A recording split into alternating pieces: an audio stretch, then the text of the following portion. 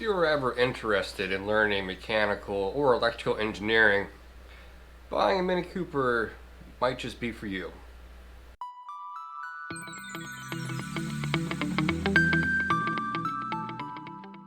Hi, and welcome back to the channel. I'm Mark with Vet on Vets. I have never loved and hated a car so much as this thing behind me. 2010 R56 Mini Cooper S with roughly 49,000 miles on the clock. Some of you might have seen my post on Facebook about an issue I've been having, one of the many issues I've had in the 2.5 months I've owned this damn thing. The issue, pretty much randomly, the car would die. There was no correlation with speed, weather, or how I was driving. It could be right after I started it, it would die. I could be driving for 2 hours, get back in it, it would die.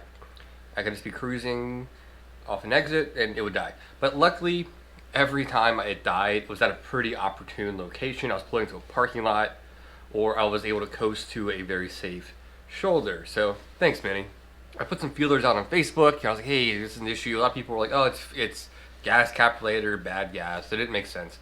I mean, why the hell would Minis engineer their car to shut down if the gas cap wasn't secure? It's a huge safety concern, in my opinion. So I started doing some digging online for related type issues. I came across a handful of people with very similar issues to this car behind me, and that was it would die if you waited a few minutes, 10-15 minutes, it'd start back up like nothing ever happened. No codes thrown at all. That made it that much more infuriating. So I went ahead and started digging and digging and digging. I changed the fuel filter. I needed to anyways. It was really black. I didn't think that was the issue, and it wasn't. Shortly after the next day, it died again. But now I have a new fuel filter. Awesome. I started digging even more, maybe thinking it was a fuel pump, because there's two. There's a low pressure that feeds the high pressure. The high pressure is working fine, and there's a recall on that. If I'm not mistaken, this one had it done. And then I hardwired the low pressure to make sure it worked with 12 volts. It works just fine. And I know that it was getting power from the JBE when it wanted to. So that led me to the junction box, which is in the passenger footwell, which I'll show you in a second. There are issues with two things. One, the actual low pressure fuel relay would shit itself. And of course, in Mini fashion, you can't just take it out and put a new one in like any other car on the planet. It is hardwired or soldered onto a main board, which is fine, right? Sounds easy enough. Just take it out, unsolder it, put a new one in. Wrong. It's sandwiched in between two boards, right? So you have two of these. One's just for your fuses, and one's kind of like a computer. One with about 35 pins in between. And I'll put a picture aid here. And to remove the low pressure fuel relay, you got to cut them, take them apart, unsolder from the back, or if the solder's broken, fix it that way.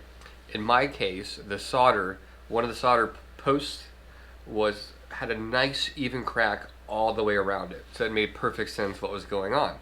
When the car got too hot in the J-box, it would expand too much, it would lose continuity, car would die. Let it sit for a few minutes, it cools down, has contact again, fires right back up. That made perfect sense once I saw what was going on. Now, I was so pissed at this car yesterday, I wanted to just roll it into a lake. So I didn't film it, because I was so mad. But in retrospect, I should have, and I didn't. I'm sorry. But I'm going to add as many visual aids as I can and walk you through what you need to do to fix this if you think you're having the same issue. Now, if you think you're having the same issue, you can visually check on this main board and see if it's cracked. And luckily mine was, and I was like, oh, awesome, total win. Saved myself, $500 a new board, or going to a dealer and spending like $1,500, which is asinine. Let's go ahead into the car, and I'll walk you through how to remove it and what you need to do to rectify the issue. And also, real quick, tools needed to do this job, not very many, no pun intended, to do this job. You're going to need a TORX, I think it's a T30, 35 or 40 for the seatbelt on the passenger side. You don't have to remove that, it makes it easier. You're going to need a plastic pry tool. You could use a screwdriver, but I recommend against it. You could scratch your interior. And a 10mm socket, soldering iron, solder, and wire snips or wire cutters. Pretty basic tools, you can tackle this job, assuming you're comfortable with a soldering iron and you have patience and a steady hand. All right, let's go to the car. All right, to do this, not too complicated, and hopefully this will give you some confidence to tackle this if you have the same issue. Now, as far as the TORX bit is concerned, is for the seatbelt right here. This will come on out, no big deal. Most every panel in this car pops off with no real tools other than a plastic prying type situation.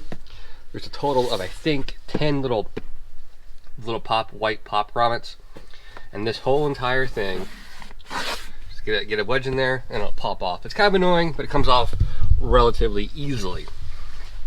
Now, once this is off, all this will be exposed. To get this off is actually pretty easy. 10mm down here. There's 2 up here. Don't worry about those. So once you get those 2 undone, you got to take all the wiring out, all the little clips. They're all pretty easy, honestly, to take off. And the cool thing is, they can only go back in the same spot.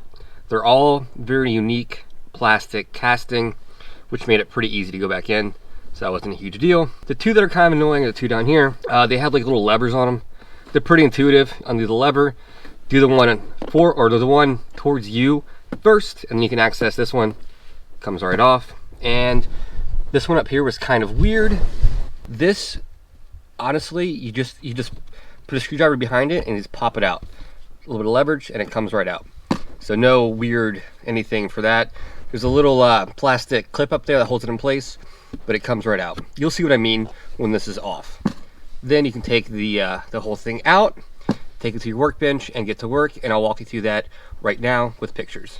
All right, cool. So you got the board out. I'm gonna walk you through this as best I can, my memory and picture aids up here to my left. Once you have the board out, you want to be careful with it, of course. Have a nice clean working area. Mine's not that clean, but it made it work. There's 2 screws behind it, Phillips. You're gonna undo those, easy enough.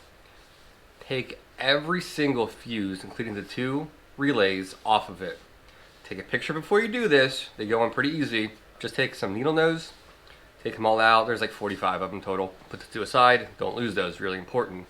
Now you can pry the plastic apart on both sides. Now be careful because all the little pins on the front stick up through the plastic, so be cognizant of that. Don't let it scare you, but it's a little nerve-wracking. So you're gonna carefully pry along the sides with a screwdriver. It'll come apart. Take the top of the black casing off. Take the circuit board out. You'll see it's like a sandwich. It'll make sense now. On both sides, along the edges, there's about 25 posts on one side and 15 posts on the other. This is the scariest part. Take some wire snips. You're going to cut each and every one of them. And it's okay to cut at an angle. You can go back with some needle nose and correct them in a nice, straight, uniform line. And it's a pretty soft aluminum or some kind of metal. I guess it's solder, I'm not really sure. They cut fairly easy. Now you're going to have the board open. The CPU portion, the darker colored board, put that to the side. Don't worry about that. Looking at the larger board, you'll see at the very bottom right, there's one relay that has NEC on it. That is your low pressure fuel pump relay. That is the one in issue. Now at this point, when you turn it around, it's going to be very, very tiny.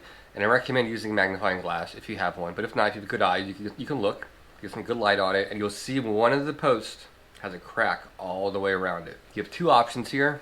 You can go ahead and just soften it with a soldering iron and reflow it, or do what I did and add some more solder to it to really fortify it. This damn thing's not going to come loose again. So you're going to get that good to go. Now if you see there's no evidence of cracking on the solder at all, it could be a case of the flasher itself is bad. In that case, I'll leave in the description a link to where you can buy one. They're cheap, they're like $8. And if you're comfortable soldering, you can undo the solder on the other side. Once you get the solder melted, it'll come off, put the new one back in, resolder it. Now, that's kind of the easy part. The hardest part to this is putting the 2 of them back together. There's little plastic clips that kind of hold them in place where they're supposed to go. You'll see it. And once that's together, just one at a time, very carefully, don't drop the damn thing. Just with your soldering iron, and I have a really basic one, I was able to do this.